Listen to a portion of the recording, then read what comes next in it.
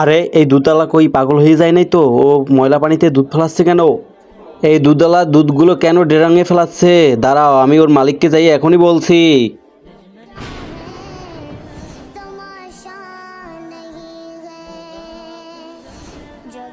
আরে ওই, আজকে দুধের টাকা দে।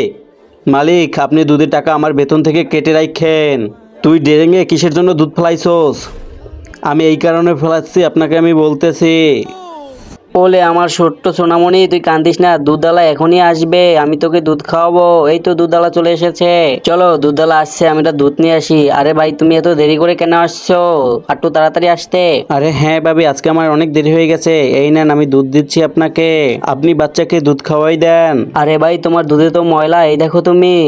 কই দেখি তো, আসলেই তো ময়লা। আমি এই দুধ ফালাই দিতেছি এখনই, এই দুধ বাচ্চার খাওয়ানোর দরকার নেই। আরে পাগল, ময়লাটা ফালাই দিতি কেটা? দেখতে তোর দুধের ভিতরে ময়লা ছিল। দুধের ভিতরে ময়লা ছিল, সেই ময়লা সব দুধের ভিতরে ছড়িয়ে গেছে। আমি এই দুধ মহল্লাবাসীকে কিভাবে খাওয়াইতাম?